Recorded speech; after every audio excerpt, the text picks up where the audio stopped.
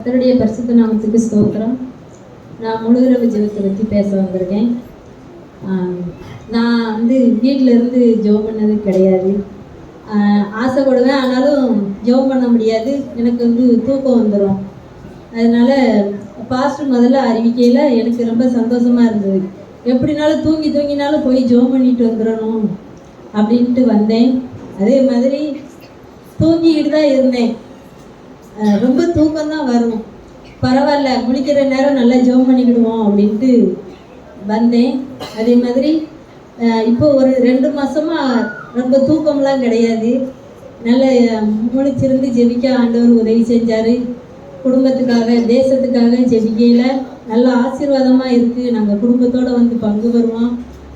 அப்புறம் அந்த டீ போடுற வேலை எனக்கு தான் கொடுத்துருக்காங்க. அதில் கொஞ்சம் நல்லா சுறுசுறுப்பாக வேலை பார்ப்பேன். அப்போது நல்ல சோத்திரத்தோடு வேலை செய்வேன். சந்தோஷமாக இருக்கும்.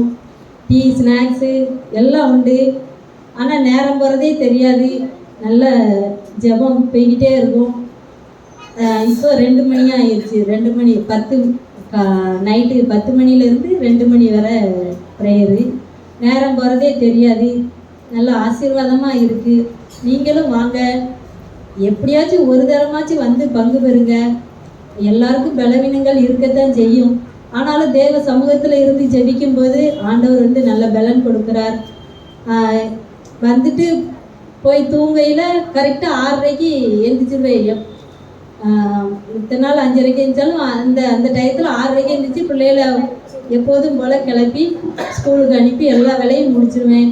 எல்லாம் கடவுளுடைய கிருபை தான். அவர் சமூகத்தில் இருக்கும்போது நம்மளை ஆண்டவர் வெட்கப்படுத்த மாட்டார். நல்ல சொல்ல ரொம்ப ஆசீர்வாதமாக இருக்குது. எல்லாத்துக்காகவும் ஜெபம் பண்ணுவாங்க. குடும்பங்களுக்காக இந்த போன மாதம்லாம் சோத்திர ஜெபம் பண்ணாங்க. அது ரொம்ப சந்தோஷமாக இருந்துச்சு.